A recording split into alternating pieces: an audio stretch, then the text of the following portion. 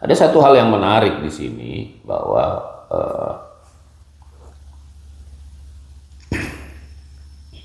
Pak Taufik mengatakan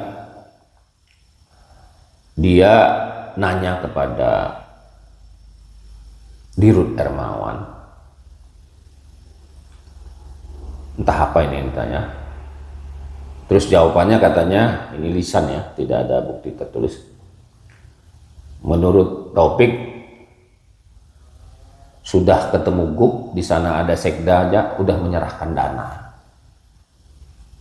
Menyerahkan dana, maksudnya ke GUP ini ya, di sana ada Pak Sekda. Nah, Pak Sekda saat ditanya Taufik, jawabannya nggak tahu. Gitu. Tapi hakim akhirnya bertanya. Hakim bertanya bahwa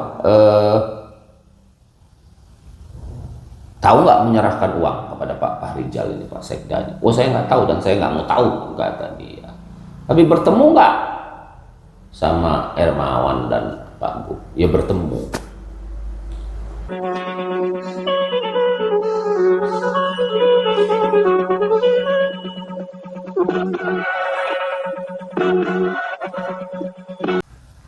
Assalamualaikum warahmatullahi wabarakatuh. Kembali lagi dengan saya Ferdi Gunsandi, Gunsanto. Nah, sudah berapa minggu nih nggak update ya. Nah, kali ini saya ingin update soal Lampung Energi Berjaya yang kemarin sidang tanggal 31 hari Selasa di Pengadilan Negeri Tanjung Karang.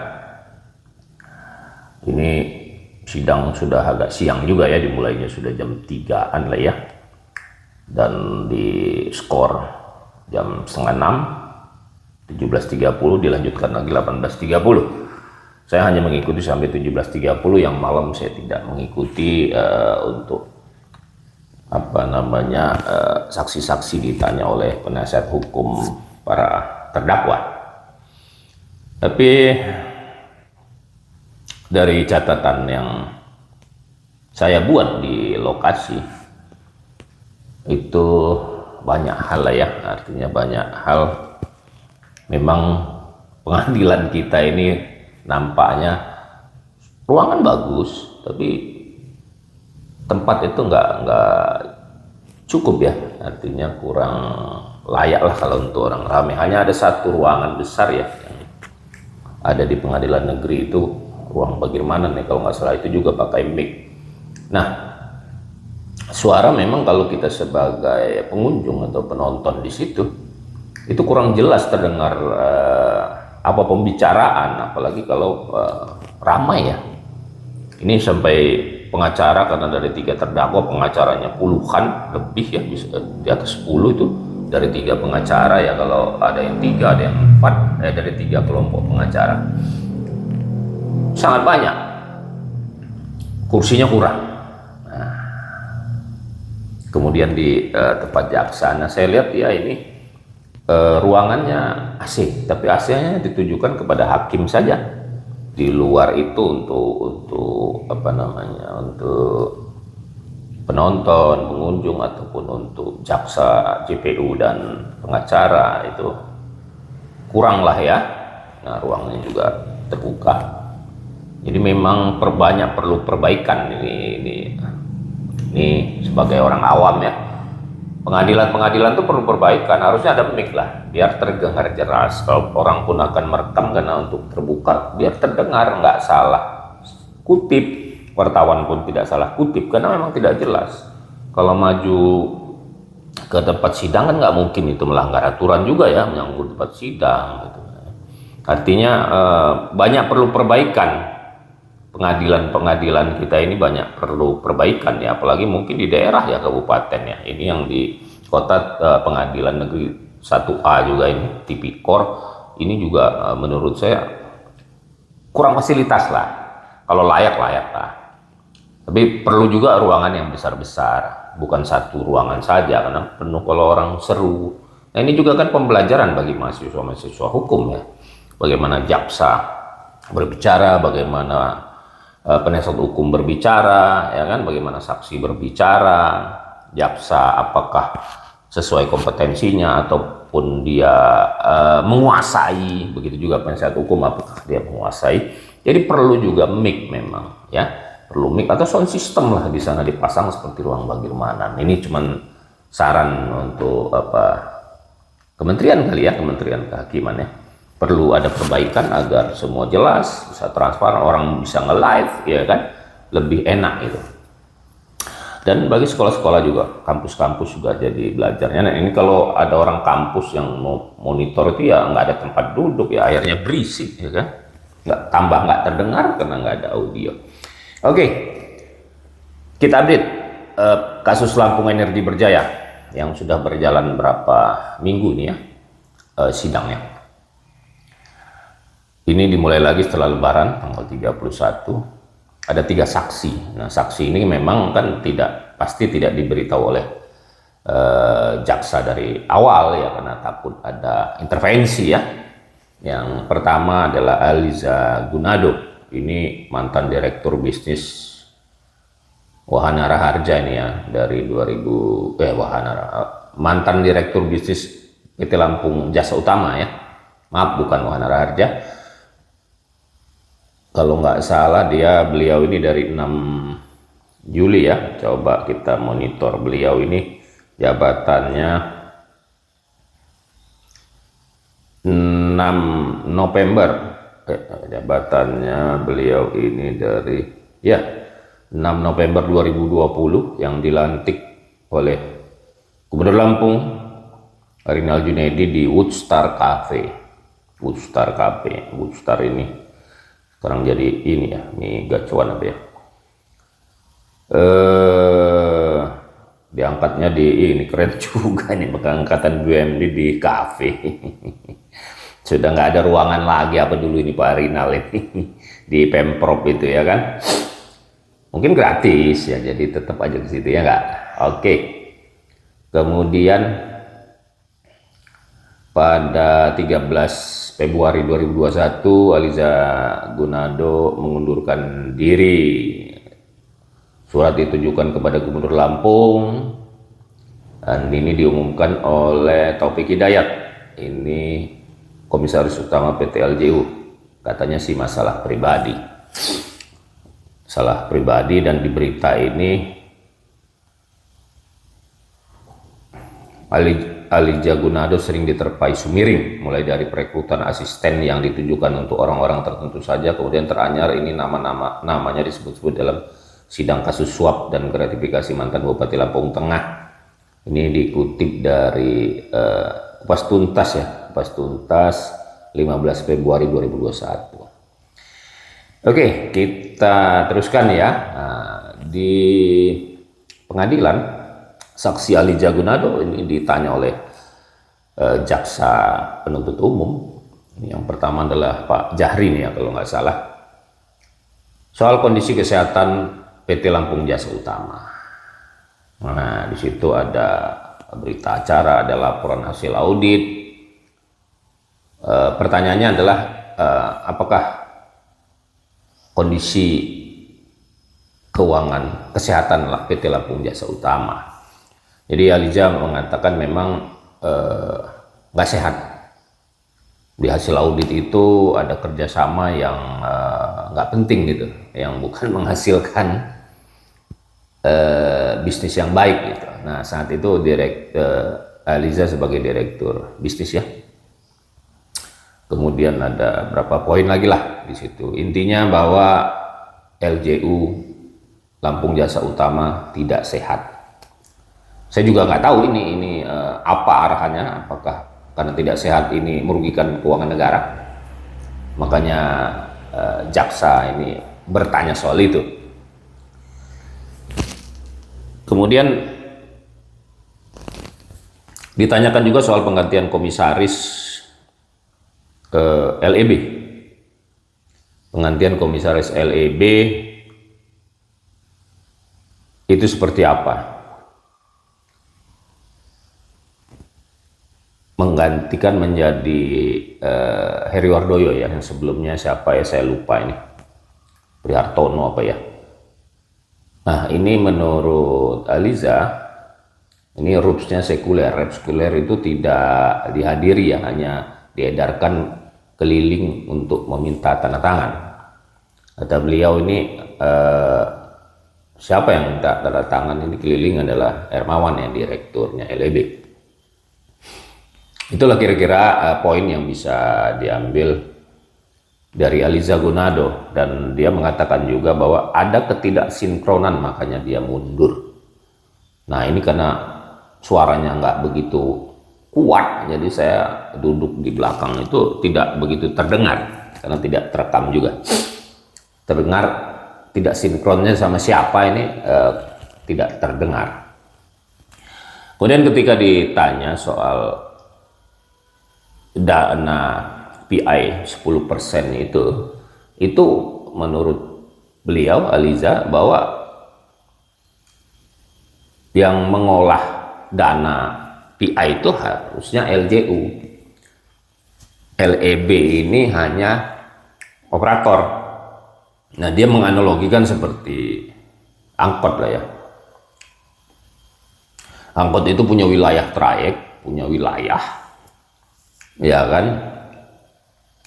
Terus wilayah itu pemiliknya adalah LJU Pertamina, dan menganalogikan supirnya sama keneknya itu adalah LEB gitu. Jadi menurut dia yang mengelola dana PI itu adalah wilayah itu milik LJU. PI 10% itu. Nah, LEB operator. Nah, ini saya juga nggak paham ini apakah ini sama dengan permen yang dimaksud ya.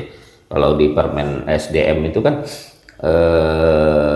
LEB yang mengelola itu. Jadi bukan mengolah ya. Jadi bukan mengolah minyak di LEB-nya itu, yang mengelola adalah PHE Pertamina Hulu Energi. OSIS ya, Operasi Sumatera ya. Nah, Aliza mengatakan itu tadi ya, mengelola itu LJU. Nah ini yang tadi saya katakan bahwa saya nggak paham juga ini soal apa yang dimaksud Aliza mengelola ini. Padahal kan yang kerjasama dengan PHOSS ini LEB. Apakah yang beliau maksud ini adalah uang yang masuk itu disetorkan dividennya ke LJU, nanti dikelola uangnya oleh LJU gitu uangnya, karena sudah bentuknya sudah clear sebagai dividen pendapatan LJU. Nah pendapatan dari LEB itu kan memang LEB tidak hanya fokus untuk kerjasama PI 10% itu ya, dia tidak boleh untuk membuat kegiatan atau usaha-usaha lain gitu selain usaha kerjasama tersebut gitu. Itu sepengetahuan saya ya. Yang selebihnya banyak ini karena banyak penjelasan ya, tapi kita ngambil poinnya karena juga banyak dicegah-cegah juga oleh hakim yang memang poinnya tidak berhubungan gitu. Nah soal komisaris juga kenapa mengangkat soal HRW gitu. Heri Wardoyo maksudnya, apakah dia spesifik soal memang ngerti migas, itu juga ada salah satu jaksa dicegah juga oleh hakim, tapi menurut jaksa ini kita mau kesana soal kompetensi gitu. Kompetensinya sesuai atau tidak. Ya menurut saya ini kan pimpinan perusahaan ya, pimpinan perusahaan itu bukan tenaga teknis di lapangan gitu. Jadi seperti eksplorasi itu harus orang minyak ya kan, tapi kalau pimpinan itu dia harus mengerti soal manajemen. Jadi saya juga kurang paham apa yang digali oleh jaksa ini untuk kerugian negara atau mencari celah bahwa proses dari awal perusahaan Lampung Energi Berjaya ini sudah salah. Oke, itu Aliza. Kemudian Pak Rizal Darminto, ini mantan Sekda Prop ya, Sekretaris Daerah Provinsi Lampung 2019-2024 ini sampai Arinal selesai dia. Dia juga sebagai pembina badan usaha milik daerah. Nah ini juga ada aturannya di Perda ya 2007 di apa ya, peraturan apa itu lupa saya di 2017 itu tentang bahwa kalau BUMD ini ada pembinanya juga. Di luar komisaris ada pembina, ya ruwet lah ya, harusnya komisaris aja lah kayak BUMN itu, kenapa ada pembina lagi, udah kayak organisasi aja. Nah, beliau ditanyakan soal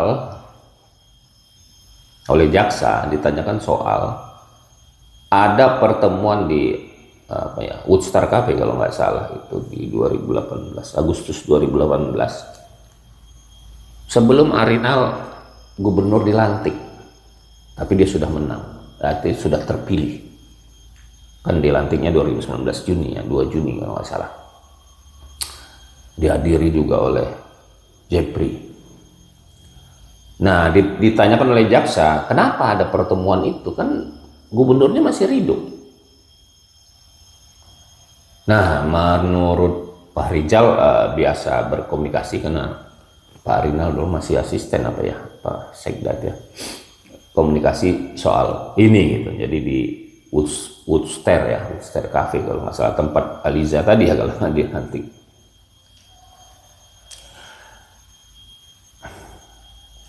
Nah, membicarakan soal migas ya, kemudian ditanyakan lagi oleh jaksa soal seleksi untuk mencari direksi PT Lampung Energi Berjaya. Ya, siapa yang, aturan apa yang membuat itu seleksi? Aturannya nggak ada nih ya, secara langsung tidak ada. Tapi menurut beliau itu adalah perintah gubernur untuk mengadakan seleksi agar didapat orang-orang yang berkompeten untuk menduduki jabatan direksi. Awal itu ada 8 orang pendaftar. Nah, sebelum pendaftar ada pembicaraan dengan Kurnia Toha. Kurnia Toha ini kalau nggak salah KPPU ya dulu ya, kepala KPPU, Komisi Persaingan Usaha ya, bahwa dia akan ikut membantu seleksi direksi. Itu menurut keterangan Pak Rijal. Akhirnya Gubernur Arinal memerintahkan untuk membuat seleksi dan melalui konsultan kalau nggak salah, dan ada 8 pendaftar. Dari 8 yang lolos seleksi administrasi, 5 orang. Setelah itu dilakukan psikotes dan ternyata 5 orang ini tidak disarankan oleh konsultan karena nilainya kurang nampaknya. Tetapi tetap diteruskan seleksinya karena menurut Pak Rijal itu nilainya tetap di atas 5. Ada pertanyaan lagi dari jaksa, apakah di situ ada kerabatnya Pak Rinal yang dimaksud ini Pak Budi? Iya benar kata Pak Rijal, memang ada kerabatnya dan tetap disuruh ikut seleksi. Nah, akhirnya karena itu tidak masuk syaratnya, tetap diteruskan dengan membuat makalah. Nah, kelima-lima orang dibuat makalah, dan katanya ada 2 orang yang memang di bidang migas tidak diteruskan untuk persetujuan ke gubernur, tapi yang diteruskan adalah Hermawan dan Budi. Gitu. Jadi di sini memang kelihatannya jaksa menggali untuk soal KKN ya, soal kekerabatan. Ada kerabat gitu. Jadi soal kekerabatan antara direktur operasional itu dengan gubernur, ada kekerabatan. Itu terus yang dicoba gali gitu untuk memastikan. Dari beberapa 3 jaksa ya, itu yang saya lihat ada jaksa Nilam juga itu mencari salah satu untuk mengkonfirmasi kebenarannya gitu. Nah, dijawab oleh para saksi semua memang itu sebenarnya ada hubungan kekerabatan. Nah, ini cari pintu masuk kali ya jaksa ya. Walaupun kalau saya melihat ini kan proses seleksi ini, jika ada aturan mainnya, ada undang-undangnya, mau memang itu tidak ada undang-undang soal KKN, soal saudara, adik, ponaan, itu ya sah-sah aja karena kita dengan aturannya. Sama seperti Jokowi dan Gibran gitu loh, sah-sah aja gitu loh. Jadi sama juga dengan Muklis Basri dengan Pak Rosil, dengan Lesti anaknya menjabat politik, semua sah-sah aja kan, nggak ada aturannya yang mengatakan tidak boleh gitu. Nah, sama dengan ini gitu. Jadi pemahaman saya, jaksa ini nggak terlalu penting juga menurut saya nanya-nanya soal itu. Yang penting proses ini ada nggak kerugian negaranya, itu yang paling penting gitu. Nah, tapi kelihatannya ini memang mau melihat bahwa ada yang salah loh sebelum LEB dijalankan. Oke, yang lanjut juga pertanyaannya, ada satu lagi pertanyaan bahwa ada teguran dari pusat ya, mungkin dari SDM ya, nggak begitu jelas kedengar bahwa LEB ini kan nggak ada perdanya gitu. Sementara di Permen SDM itu harus ada tentang PI 10% ini harus ada perdanya. Dan kalau untuk membuat perda baru itu butuh waktu lama. Jadi disarankan perdanya LJU ditambah satu pasal yang mengatakan bahwa PT LJU boleh mendirikan anak perusahaan. Ini karena harus cepat. Nah, sementara PT LEB ini sudah berdiri, gitu.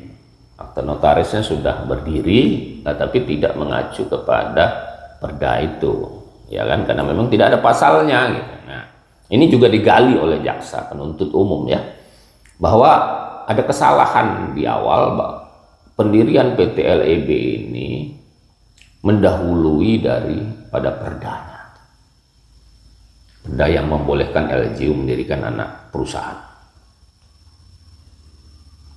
Akhirnya satu pasal itu. Nah, LEB berdiri ini tahun 2020, tapi perdanya baru 2023. Karena ada permintaan tadi ya, ini memang di permennya juga harus ada perdanya ya.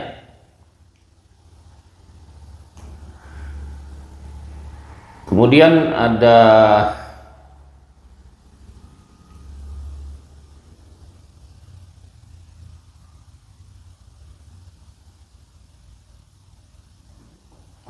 apalagi nih ya, soal keterangan dari Pak Rijal ya, soal itu tadi bahwa poinnya tadi soal kekerabatan, kemudian soal rapat di kafe yang ini mendahului sebelum pelantikan gubernur, sebelum ada Gubernur Arinal, tapi sudah merancang itu. Kemudian soal rekrutmen, ya, rekrutmen direksi. Nah, kira-kira seperti itu. Kemudian,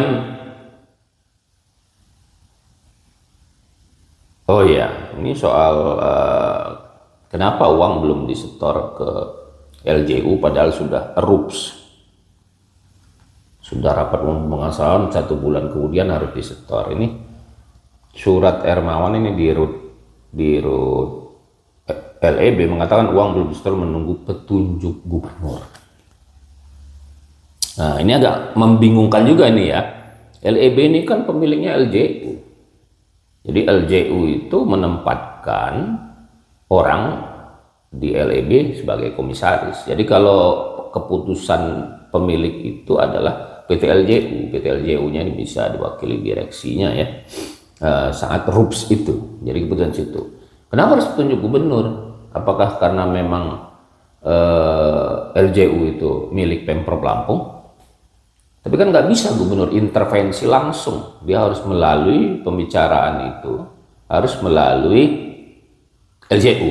Begitu juga Hermawan gitu. Jadi dia harus berbicara kepada LJU-nya, bukan kepada gubernurnya secara langsung. Nah, itulah kira-kira dari Pak Rizal Darminto yang mantan Sekda Prop Lampung. Kemudian kita lanjut kepada Taufik Hidayat. Ini mantan PJ Bupati Lampung Selatan yang dulu ya, pernahnya, kemudian kepala dinas. Beliau ini adalah komisaris utama PT LJU 2018-2023 ya, yang akhirnya mundur juga ya.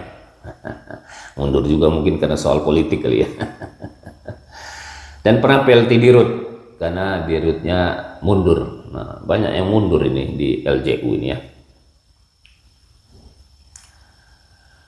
Nah, menurut beliau setelah ada pertanyaan jaksa, ada jawaban bahwa ada arahan gubernur untuk seleksi direktur LJU itu melalui WA, dan seleksi itu juga waktu itu menurut Pak Rizal, ini lupa saya, menurut Pak Rizal juga seleksinya untuk Wahana Raharja juga, bukan LJU aja ya, WA. Seperti tadi dalam 805, terus psikotesnya di bawah rata-rata, diarahkan menurut beliau dari gubernur untuk tetap mengusulkan Budi kerabatnya Pak Rinal ya. Jadi di sini menjelaskan memang di dakwaan itu selalu ini kekerabatan ya, soal kekerabatan tadi. Nah, menurut Pak Taufik ini, Kepala Biro Perekonomian ini, Elvira mendapat perintah untuk mengganti Prihartono. Prihartono ini komisaris LEB. Dan dibuatlah RUPS, disarankan untuk mundur. Nah, ini karena perintah gubnya, jadi disarankan untuk mundur Prihartono ini karena akan digantikan oleh Heri Wardoyo. Nah, kemudian ditanyakan lagi oleh jaksa, berapa sih pendapatan yang didapat oleh LEB dari Pertamina tersebut.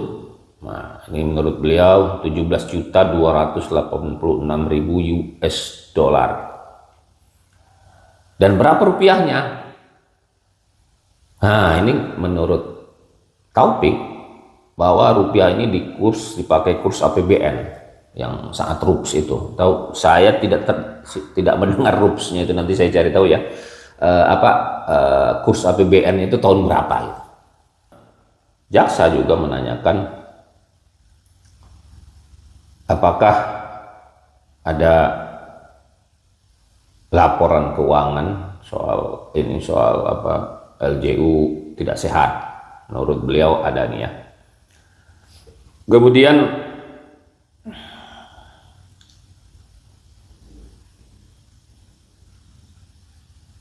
soal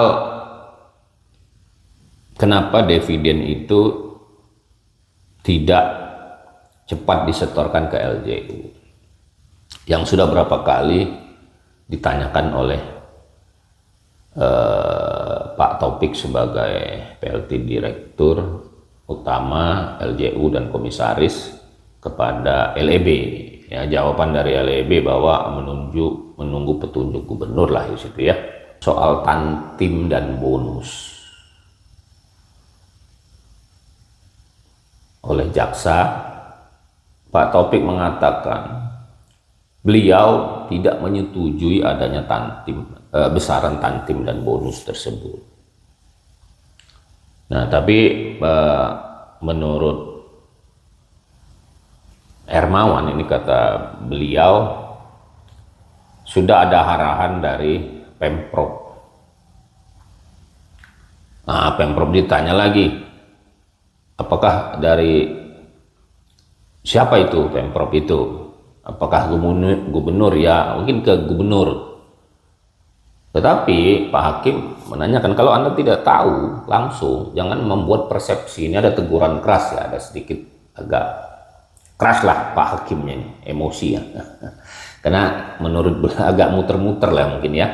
Pertanyaan dia dijawab aja yang ditanya, katanya jangan muter-muter gitu. Nah, jadi ada WA dari Hermawan Dirut ini LEB itu mengatakan bahwa sudah ada dikoordinasikan kepada Pemprov. Dan menurut Taufik itu Pemprovnya adalah gubernur, makanya dicegah oleh ini, dipotong oleh Pak Hakim bahwa jangan membuat persepsi sendiri Anda.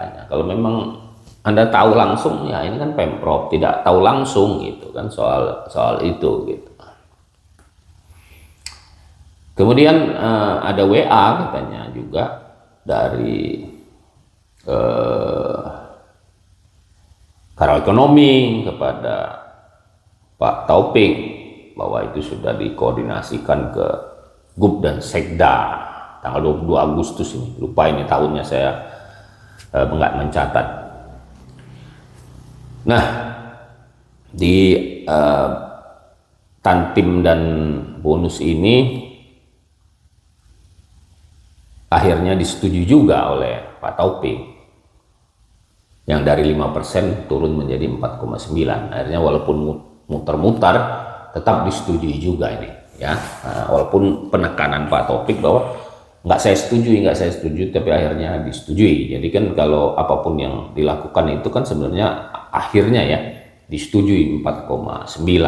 Mungkin ini ada problem, ini pendapatannya kan 2023. Nah, Tantim dan bonus ini mungkin sebelumnya sudah itu sebelum ada pendapatan, tapi sudah dimasukkan gitu.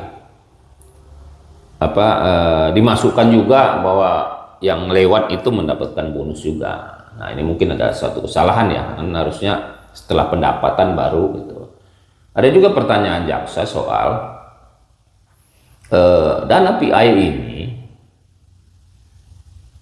kan nggak boleh diolah atau tidak boleh untuk yang lain.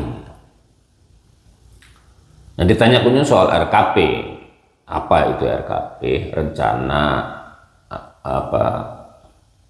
perusahaan ya, rencana kerja perusahaan. Nah, rencana kerja perusahaan ini kan sudah tercatat hasil RUP ya. Jadi maksudnya jaksa mungkin dana ini kan nggak boleh dipakai gitu kalau nggak RUPS ya, kalau nggak ada RUPS-nya. Nah, dipakai untuk apa? Beberapa kali memang sudah Dirut Hermawan memberikan surat untuk membayar gaji yang sebelumnya itu tertunda karena tidak ada uang. Ya, uang yang dari awal 10 miliar itu dari modal awalnya 10 miliar itu LEB itu sudah habis kelihatannya. Jadi sebelumnya itu, jadi menurut jaksa ini kenapa digunakan lah gitu, kira-kira begitulah uang itu. Nah, ada juga pertanyaan bahwa ini kan ngolahnya tidak melakukan pekerjaan lah. LEB ini nggak melakukan kerjaan kok dapat uang gitu. Jadi ngolah migasnya di mana gitu. Nah, ini juga ada kunci-kunci yang mau digali bahwa dia nggak kerja loh LEB ini. Tapi persepsi saya bahwa apapun uang masuk itu pasti pendapatan. Pendapatan itu kalau di laporan keuangan akhirnya setelah dipotong biaya apapun yang memang sudah disetujui oleh RUPS itu hasilnya nanti laba. Jadi ya laba itu bisa digunakan nantinya setelah persetujuan RUPS pasti kalau perusahaan begitu ya. Kalau dia belum karena kondisi keuangannya dia bisa juga menggunakan meminjam lah, asal ada surat resmi mungkin ke pemilik ya, atau ada pinjaman karena kan harus membayar ini gaji-gaji gitu. Itu lebih simpel lah, RUPS itu kan bisa cepet lah kalau perusahaan-perusahaan seperti ini ya, bukan perusahaan publik ya. Kemudian soal dividen, ini kan pertanyaan bisa berulang-ulang dari 3 jaksa ini. Kenapa tidak disetorkan? Tadi itulah sama lah ya, masih menunggu petunjuk GUP. Nah, ada satu hal yang menarik di sini bahwa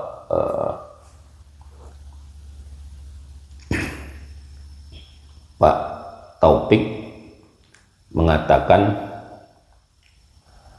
dia nanya kepada Dirut Hermawan,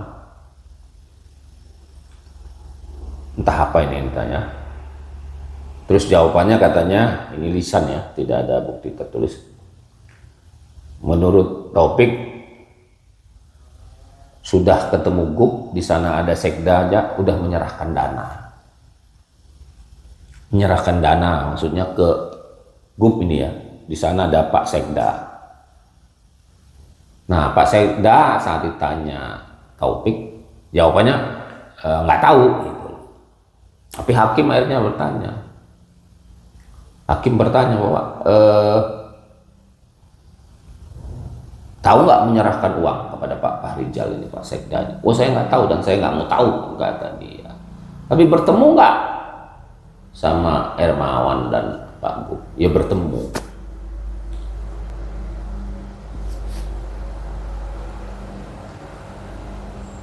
Jadi seperti itulah ya hasil kemarin tanggal 31 sidang PT Lampung Energi Berjaya yang ada kejutan, ada petinggi-petinggi Pemprov saat itu, Pak Rizal dan Darminto mantan Sekda, dan Taufik Hidayat yang sekarang menjabat Ketua KONI Lampung, dan Aliza Gunado yang mantan Dir LJU ya, Direktur Bisnis yang hanya beberapa bulan menjabat. Oke, kesimpulannya dari beberapa itu pertanyaan-pertanyaan ini mengarah kepada Gubernur Lampung ya. Keikutsertaan Gubernur Lampung Arinal Junaidi saat itu, dari sebelum dia dilantik, saat dia terpilih sampai dia menjabat, dan soal kekerabatannya. Kemudian menarik yang tadi soal ada jaksa nila mengatakan bahwa uang itu adalah tidak boleh diolah ya, bukan tidak boleh diolah, mempertanyakan bahwa uang itu boleh tidak. Kemudian soal pengelolaan ya, pengelolaan uang itu untuk tantim dan bonus itu apakah ada aturan mainnya, dan ternyata ada di peraturan ini tentang BUMD, juga tentang peraturan perusahaan di LEB bahwa 5%, peraturan BUMD kan 5% ya. Dan menarik juga, itu saya lupa, bahwa saat pengacaranya Hermawan, penasihat hukum Hermawan mempertanyakan kepada Pak Taufik, Anda tahu tidak bahwa di LJU itu tantim bonus itu 10%? Nah, beliau tidak tahu, menyatakan bahwa itu tidak tahu. Nah, itulah ya yang bisa saya ambil kemarin itu. Poinnya adalah ini kebanyakan mengarah kepada kekerabatan antara Gubernur Lampung dengan Direktur Operasional Budi. Kemudian tentang keterlibatan Gubernur Lampung Arinal Junaidi. Ya, kemudian yang menarik itu yang soal perkataan Pak Taufik bertanya kepada Dirut Hermawan bahwa sudah menyerahkan dana kepada gubernur, ada sekdanya di situ. Itu kira-kira, tapi soal kepastiannya ini ya nanti pengadilan lah yang bisa menetapkan apakah benar itu Arinal Junaidi itu terlibat. Kita tunggu saja. update berikutnya. Wabillahi taufiq wal hidayah. Wassalamualaikum warahmatullahi wabarakatuh.